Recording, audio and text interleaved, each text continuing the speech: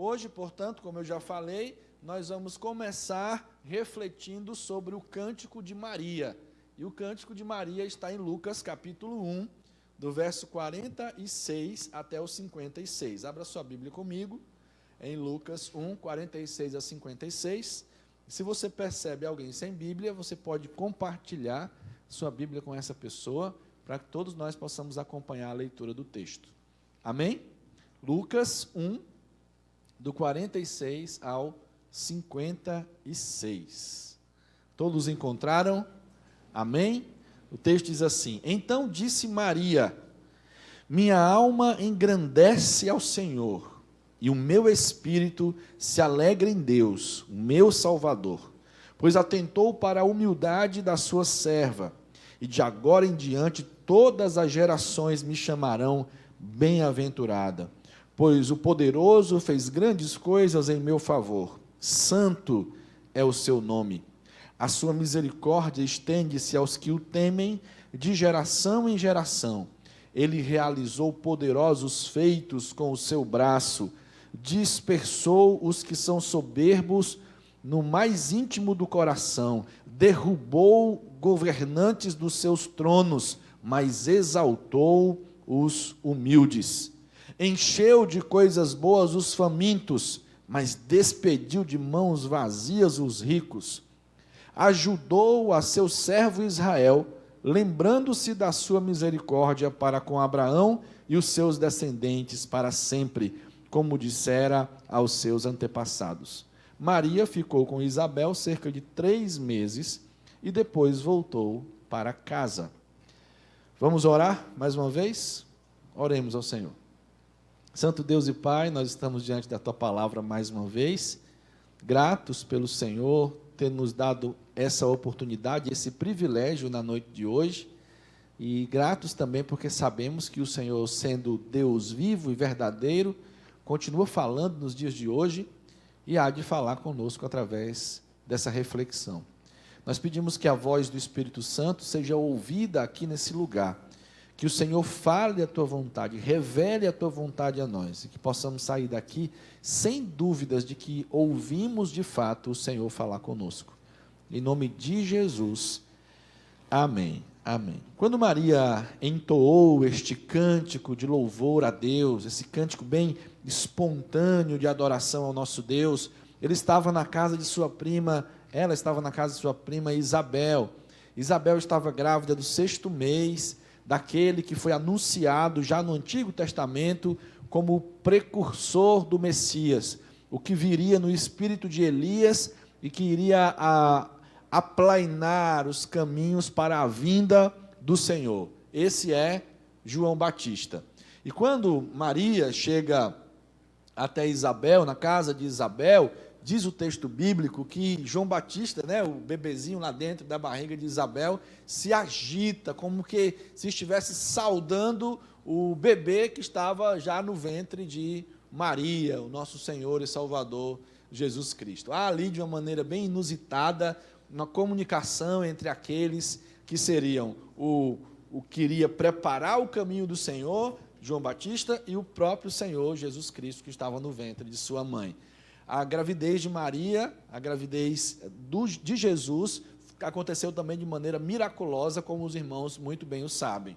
Aconteceu como cumprimento de uma profecia, que está em Isaías capítulo 7, verso 14. E a virgem engravidará e dará à luz um filho, e lhe chamará Emanuel. Emanuel significa Deus conosco, Deus que se fez carne e veio habitar entre nós. Quando essa profecia se cumpriu na vida de Maria, pasmem, ela era apenas uma adolescente. Ela estava desposada, isso quer dizer noiva, de um homem chamado José.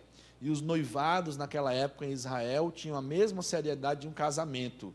Havia um contrato assinado que durava em torno de 1 ano, desde o noivado até a consumação do casamento. E uma menina, ela estava pronta para se casar mais ou menos aos 12 anos de idade. Veja só. Um livro apócrifo, que portanto a gente não pode dar crédito a ele, chamado o livro de Pseudo-Mateus, Diz que Maria, ela engravidou de Jesus, ela noivou com José, melhor dizendo, e então engravidou de Jesus aos 14 anos de idade. Pode ser que tenha sido entre os 12 e 12 anos e meio de idade. Bem jovem, né?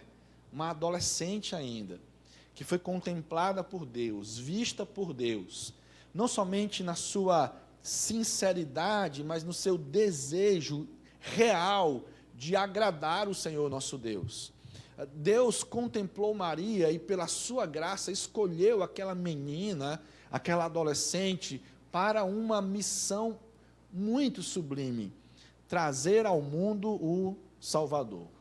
E Maria tem um papel muito importante na Bíblia Sagrada e dentro da história da salvação, porque ela é aquela escolhida para ser aquela que traria ao mundo o Messias feito carne, o Deus que se faz carne, a saber, Jesus Cristo. Não é muito comum se pregar a respeito de Maria em igrejas evangélicas, não é verdade?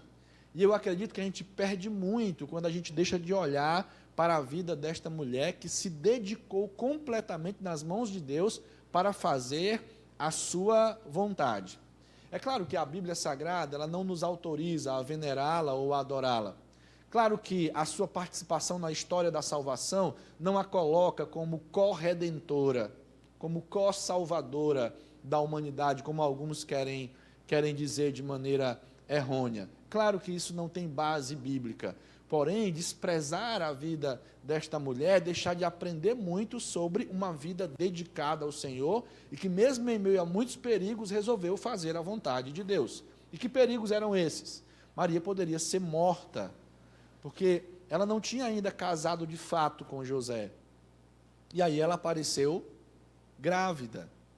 E dentro da lei da época, se uma jovem noiva aparecesse grávida de alguém que não fosse o seu noivo, ela seria considerada uma adúltera. E como é que as mulheres adúlteras morriam nessa época? Apedrejadas. Veja João capítulo 8, do verso 1 ao verso 11, quando trazem uma mulher flagrada em adultério diante de Jesus, querendo matá-la a pedradas. Então a gente aprende muito com a vida de Maria, e mais ainda com esse cântico belíssimo que ela, inspirada pelo Espírito Santo, entoou ao Senhor. Eu acho fantástico esse cântico de Maria, porque eu percebo aqui alguém que estava não somente plena do Espírito Santo, cheia do Espírito Santo de Deus, mas que estava também plena da palavra de Deus. Você percebeu? Talvez não, porque quando a gente dá uma olhada assim meio desapercebida, a gente não percebe. Mas no cântico de Maria existe 15 citações do Antigo Testamento. 15 citações da Bíblia. O cântico de Maria era a Bíblia cantada. E isso mostra para nós, mais uma vez, a dedicação dessa moça em adorar a Deus e conhecer a Deus. Porque os meninos em Israel podiam frequentar uma escola rabínica, as meninas não. As meninas tinham que aprender em casa, com as suas mães. E me parece que ela aproveitou muito bem o ensinamento de sua mãe a respeito da Bíblia Sagrada. E a Bíblia estava no coração e na mente de Maria, tanto que quando o Espírito Santo encheu Maria e inspirou esse cântico, foi a Bíblia que saiu dos seus lábios. Foi a Escritura Sagrada que saltou da sua boca em forma de louvor e de adoração. Não eram as ideias de Maria, não era o que ela achava sobre Deus, era o que ela realmente conhecia de Deus, a partir do que ela entendia da Bíblia Sagrada, porque é a Bíblia que nos revela Deus.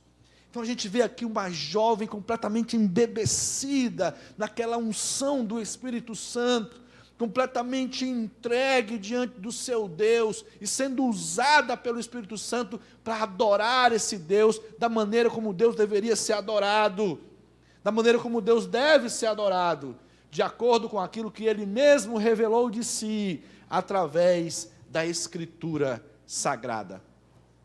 Podemos dizer sem medo que da boca dessa jovem Maria saiu um verdadeiro louvor. Saiu uma verdadeira adoração. E quando a gente olha para o cântico dela, nós aprendemos que o verdadeiro louvor é fruto de um coração alegre, um coração que se alegra. Você conseguiu perceber isso no texto?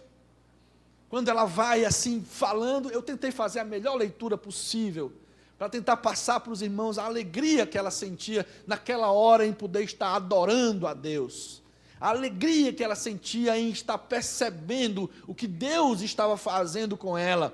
A alegria que ela estava sentindo ao ver confirmado o plano de Deus, agora através da boca de Isabel, que disse: tu és bem-aventurada, bendita és tu entre as mulheres. Entre, não acima das mulheres, das outras mulheres, mas entre as mulheres. Bendita és tu e bendito é o fruto do teu ventre. Então, quando ela ouve aquilo e ela percebe a obra de Deus se confirmando na vida dela, Deus olhando para ela com graça, com misericórdia, usando a vida dela na sua pequenez, ela se enche de alegria e ela oferece esse verdadeiro louvor que sempre é fruto de um coração que se alegra. Um coração que se alegra. O verdadeiro louvor é fruto de um coração que se alegra na salvação que vem de Deus. O verdadeiro louvor é fruto de um coração que se alegra na salvação que vem de Deus. O primeiro motivo da alegria, do louvor, da adoração de Maria nesse cântico é a salvação que ela recebeu de Deus. Versos 46 e 47, veja de novo comigo. Então disse Maria: minha alma engrandece ao Senhor, e o meu espírito se alegra em Deus, o meu Salvador. O meu Salvador. Estaria Maria se referindo a uma salvação temporal, física? Será que ela estaria se referindo ao fato de que, se Deus permitiu que ela engravidasse do Espírito Santo, fez com que ela engravidasse do Espírito Santo, Ele a livraria do apedrejamento, da morte do apedrejamento? Estaria ela falando de uma salvação temporal, no que diz respeito a, mesmo ela tendo nascido numa aldeia pequena, a aldeia de Nazaré, mesmo ela tendo nascido numa família pobre, porque quando ela vai apresentar Jesus lá no templo, diz a Bíblia em Lucas capítulo 2, que ela oferece 2 pombinhos, porque ela não tinha como oferecer um animal maior. Será que era desse tipo de livramento, de salvação que ela estava falando? Me parece que não. Mas aqui essa alegria que brota do coração dela, brota pelo fato dela perceber que ela teve os seus pecados perdoados. Isso pode chocar muita gente. Mas quem precisa de um Salvador é quem tem pecados. E é ela mesma quem reconhece isso. É ela mesma quem diz, inspirada pelo Espírito Santo: o meu espírito se alegra em Deus, o meu Salvador. E ela tinha um Salvador porque ela precisava de um Salvador. E ela precisava de um Salvador porque ela tinha pecados. Ela reconhece isso. Isso é algum demérito para Maria diante de nós? Óbvio que não, porque todos nós estávamos debaixo da mesma condição que ela estava, antes de ser alcançada pela salvação que vem de Deus.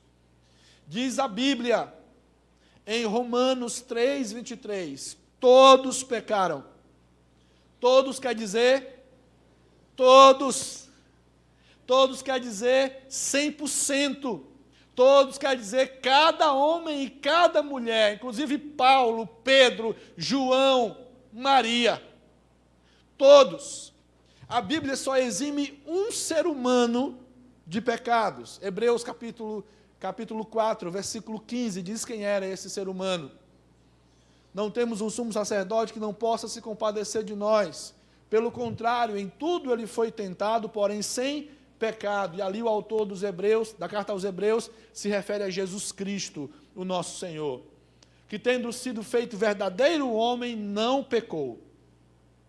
Maria pecou, não somente por causa dos seus pecados pessoais, e ela os teve, é claro, mas ela nasceu no pecado, porque diz a Bíblia em Salmos, no capítulo 51, versículo 5, eu fui concebido em pecado me gerou a minha mãe. Mas talvez você esteja dizendo, não, mas Maria foi concebida sem pecado. O fato, querido, é que isso não tem nenhum respaldo bíblico. A Bíblia não diz uma letra sequer a respeito disso. Esse dogma foi criado em 1854, Papa Pio IX, o dogma da Imaculada Conceição de Maria. E é um dogma que não tem qualquer respaldo bíblico.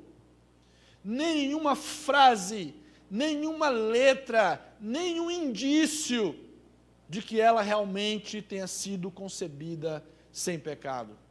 Porque diz a Bíblia em Romanos, capítulo 4 e capítulo 5, que por causa de Adão o pecado alcançou toda a humanidade, inclusive a mim e a você, inclusive Maria. Mas ela foi alvo da graça de Deus. E é inconcebível pensar que a mulher que gerou o Salvador no seu ventre, a mulher que deu à luz o Salvador, pudesse partir dessa vida sem a salvação. É claro que ela foi salva. Ela recebeu o próprio Salvador. Ela foi alcançada por essa graça de Deus. E é por isso que ela se alegra. O meu espírito se alegra em Deus, o meu Salvador. Quando você pensa na sua salvação, você se alegra em Deus? Meus irmãos, não há quem tenha realmente tido um encontro com Jesus, não há quem realmente reflita sobre a sua vida sem Cristo e tendo sido salvo pelo Senhor, não se alegre, não irrompa em louvor e adoração a Deus. Por um motivo, porque a nossa salvação é obra única e exclusiva de Deus. Assim como Ele escolheu Maria para a salvação, escolheu a mim e a você. Assim como Ele desejava salvar essa mulher, Ele deseja salvar a cada pessoa que entrou aqui nessa noite e que ainda não teve uma experiência com Cristo, que ainda não entregou a sua vida a Jesus. E essa salvação traz grande alegria. Não só para Maria, não.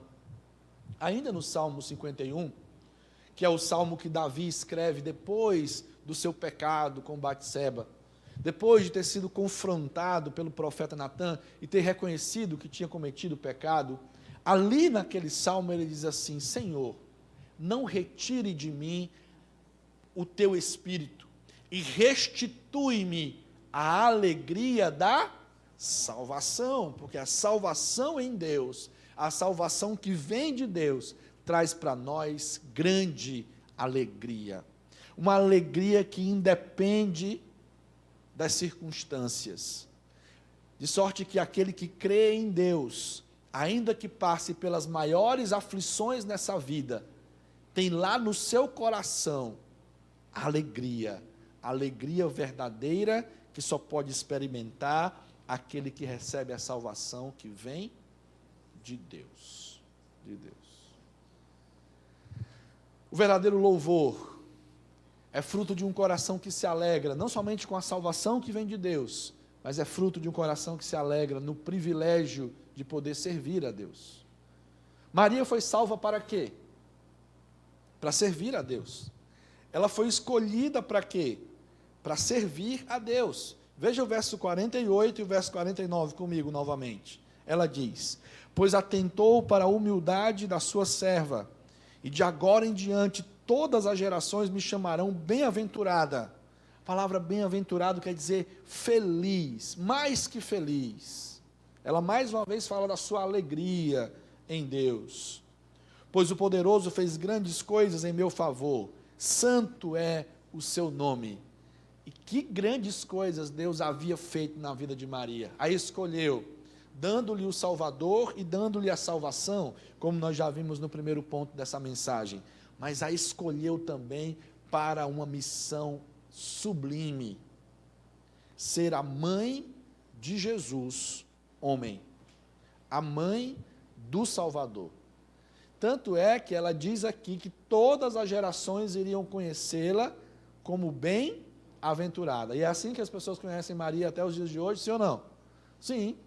Alguns até passam do ponto e exageram nessa alegria em perceber a ação de Deus em sua vida e passam a venerá-la e a adorá-la, quando de fato a palavra de Deus diz que há um só nome dado entre os homens, pelo qual importa que sejamos salvos, que é o nome de Jesus. Mas ela foi escolhida para essa sublime missão.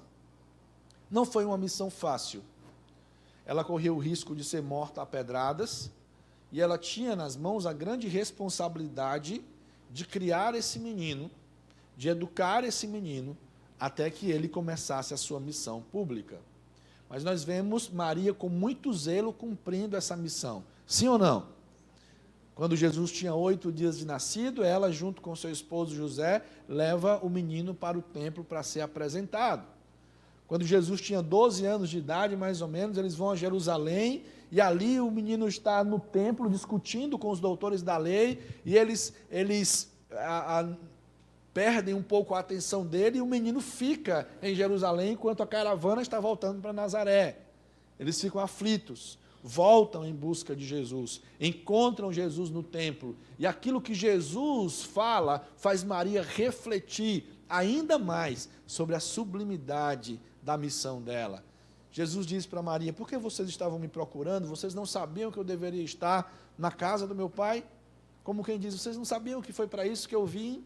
Você não sabia, mãe, que foi para isso que eu vim? Para cumprir a vontade do meu pai? Ela cumpre essa tarefa de maneira excelente. Diz a Bíblia em João capítulo 2, que Jesus foi convidado para uma festa de casamento, e ela foi junto.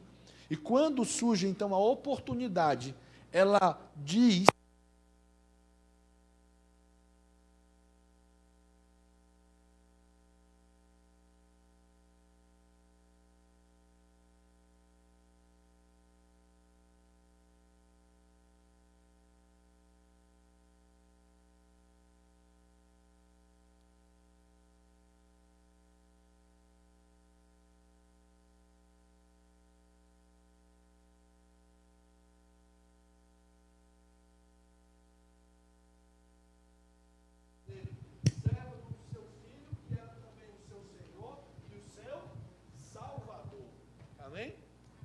ela cumpre então essa missão.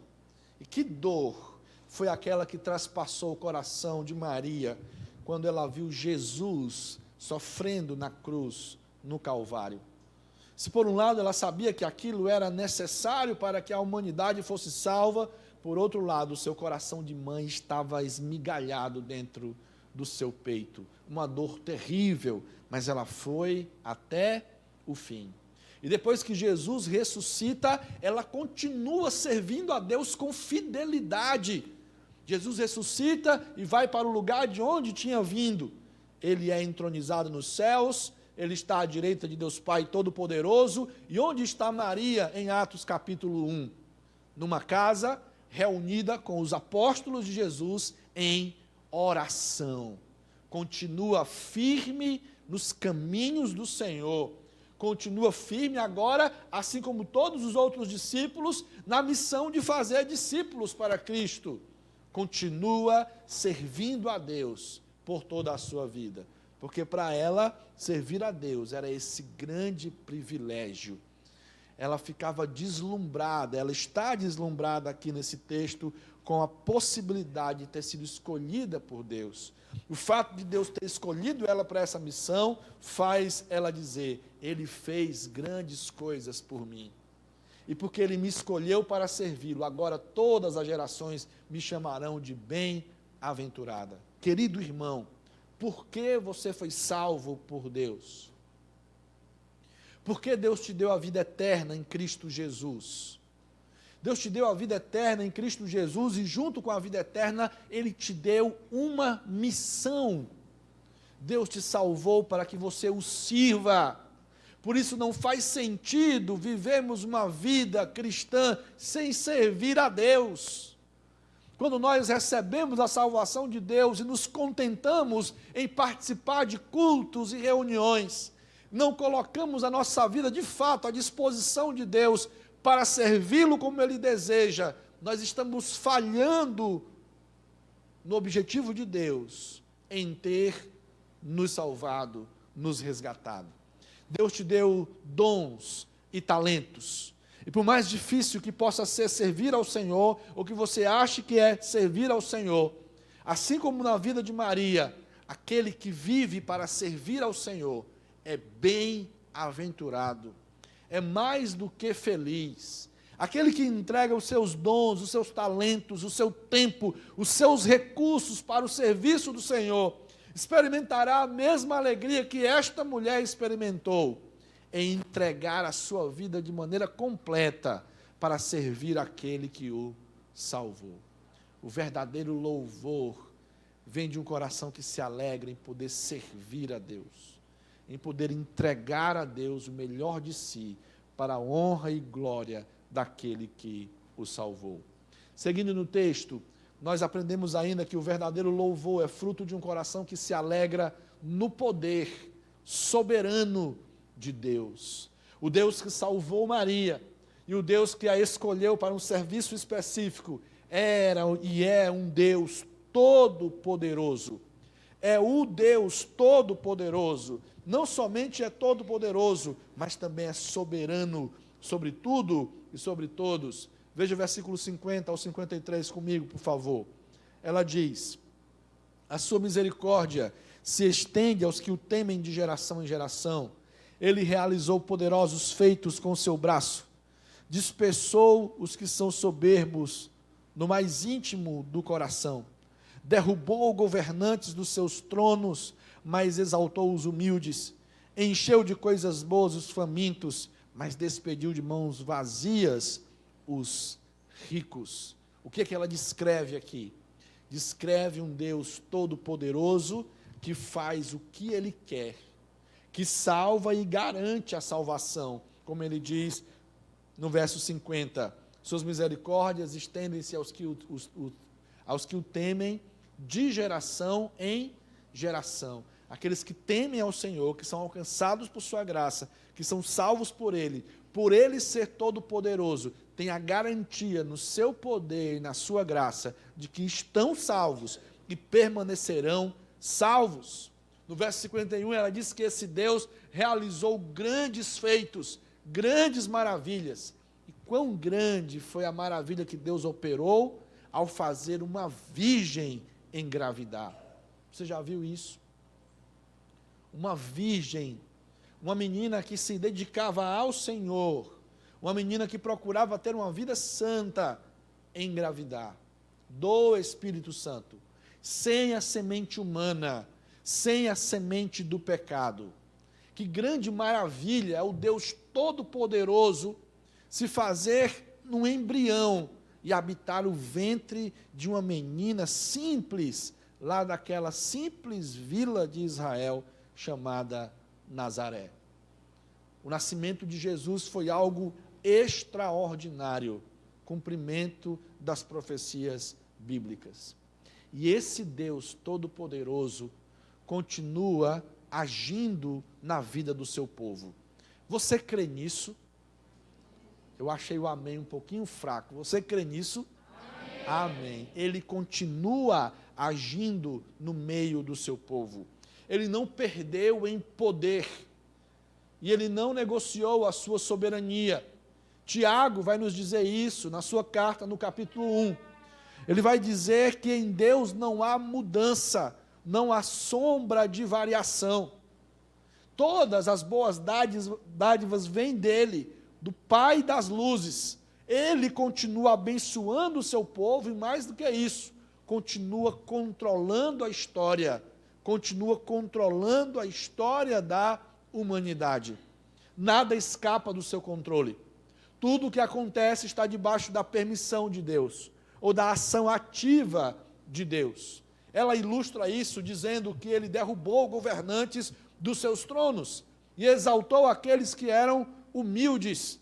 Ele coloca reis e retira reis. Ele é o Senhor da história. Ele continua sendo soberano, o soberano Deus Todo-Poderoso. Diante de um Deus como esse, não há outra atitude de alguém que realmente entendeu quem Ele é, a não ser, como Maria, adorá-lo, bendizê-lo, cantar louvores em seu nome.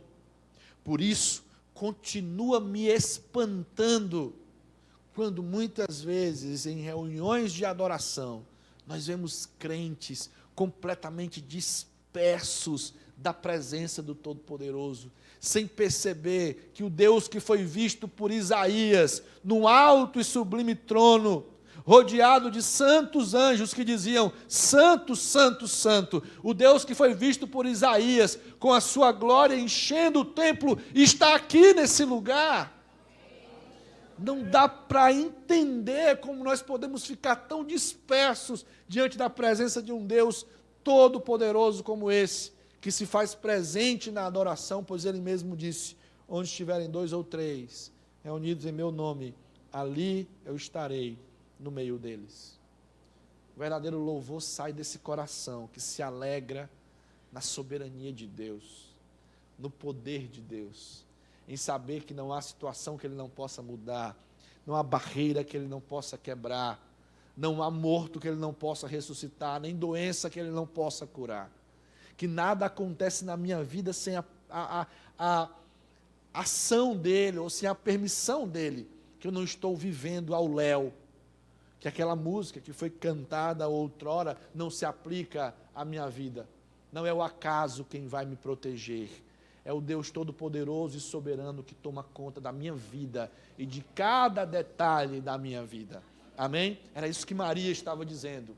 Ele olhou para mim, Ele viu a minha humildade, esse Deus tão grande olhou para uma jovem tão pequena, tão insignificante aos olhos humanos. Ele olhou para mim, aquele que tira os reis dos tronos, olhou para mim e me exaltou, e agora eu serei conhecida como bem-aventurada. Eu vou terminar agora dizendo que o verdadeiro louvor é fruto de um coração que se alegra na fidelidade deste Deus. Versículos 54 e 55, lê comigo de novo. Ela diz: ajudou o seu servo Israel, lembrando-se da sua misericórdia para com Abraão e seus descendentes para sempre, como dissera aos nossos antepassados. Agora Maria exalta a Deus ao reconhecer a fidelidade deste Deus na vida do seu povo. Ela diz que ele ajudou o seu servo Israel, e aqui é uma maneira de falar do povo de Israel, como Deus ajudou aquele povo em cada momento da sua caminhada, desde a hora em que Ele tirou Abraão, como ela diz aqui, do seu lugar de habitação, de Ur dos Caldeus, e o fez prosperar, e caminhar numa terra que não era sua, e caminhar junto a Deus, em direção à terra que Deus havia prometido para ele. Quantas coisas Deus fez por aquele homem Abraão, e daquele que já na sua velhice, com a sua mulher estéril, não tinha descendentes, dele Deus fez uma grande nação, e essa nação Deus guardou o tempo todo, livrando do cativeiro egípcio, julgando cada um dos falsos deuses do Egito, derrotando o faraó e o seu exército, abrindo o mar vermelho, guiando o povo à noite numa coluna de fogo, durante o dia numa nuvem, guardando o seu povo dos perigos do deserto, dos inimigos das nações vizinhas, derrubando as muralhas de Jericó, dando vitórias ao seu povo de cidade em cidade, até que eles conquistassem toda a terra de Israel, disciplinando o seu povo como mostra do seu amor, quando esse povo se desviou dele, mandando o povo para a Babilônia, trazendo o povo de volta para a Babilônia, levando Israel a cumprir o seu propósito, levando Israel de volta para a sua terra, já no século passado, 1948. Deus que continua cuidando do seu povo. Um Deus que é fiel em cumprir as suas promessas para a sua igreja. Um Deus que é fiel em cuidar da sua igreja, a mim e a você. Igreja que foi tão perseguida durante toda a história. Crentes que foram lançados para as feras, outros que foram queimados, decapitados, crucificados, de cabeça para cima, de cabeça para baixo, cerrados ao meio. E mesmo em meio a tudo isso, Deus estava guardando o seu povo. Tantas perseguições, inclusive na nossa nação, Quantos foram apedrejados, ridicularizados, mortos no Brasil por pregar o Evangelho? Quantas Bíblias queimadas em praça pública? E eis aqui nós estamos. Eis aqui nós estamos. E o inferno continua se levantando contra a igreja, mas diz a palavra do Senhor que as portas do inferno jamais prevalecerão contra a igreja do Senhor. Por quê?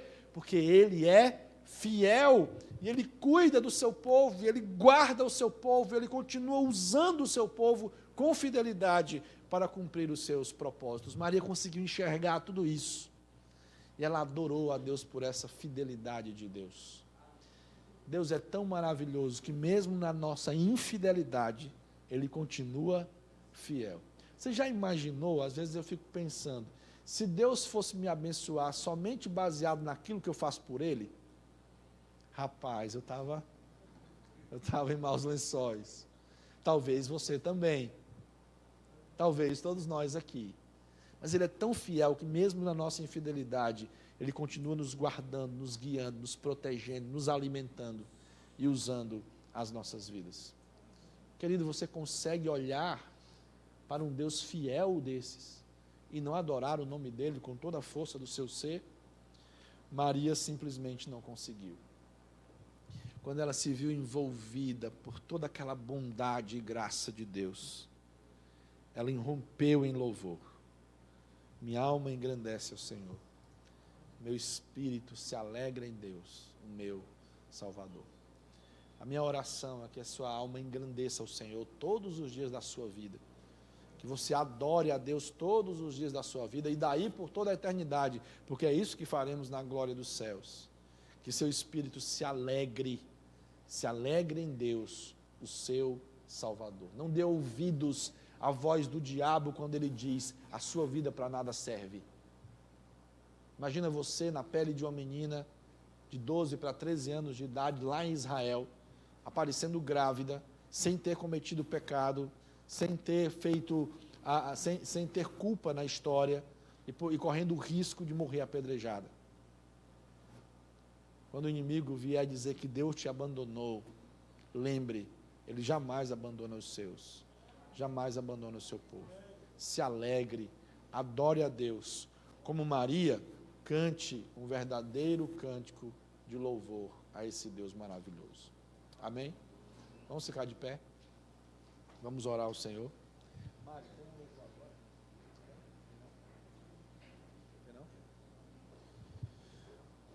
Nós vamos adorar o nosso Deus através de uma oração agora. Faça uma oração de louvor a Deus.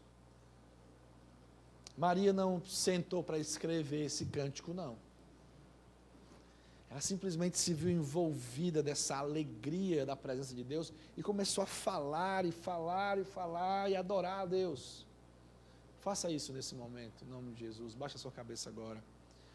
Olhe ao Senhor e aquilo que vier no seu coração, como palavra de adoração a Deus, diga agora. Fale agora para o Senhor.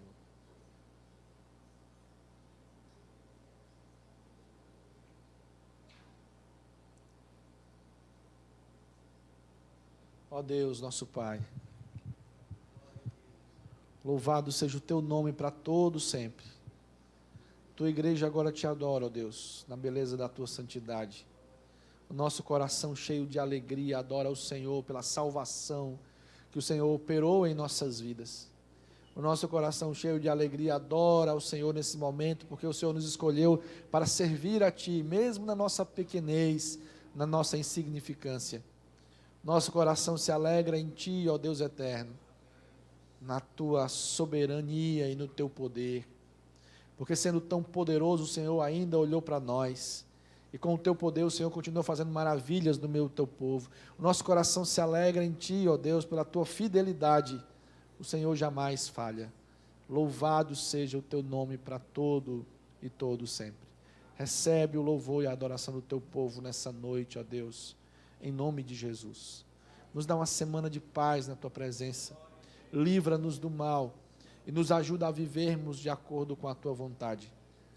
Que a graça de Jesus, o Teu Filho, que o Teu amor, Deus Pai Todo-Poderoso, que a comunhão e as consolações do Espírito Santo estejam com todo o Teu povo hoje e sempre. Amém. Podem sentar. Que Deus abençoe a todos. Quero convidar a Bia para fazer um pós-lúdio. Daqui a pouquinho nós estaremos saindo, encerrando o nosso culto. Eu quero mais uma vez agradecer a todas as pessoas que estiveram essa noite aqui nos visitando. Que Deus os abençoe em nome de Jesus. Eu gostaria de perguntar se há alguém aqui entre nós essa noite que quer entregar a sua vida a Cristo, que quer tomar a decisão de seguir a Jesus. Há alguém?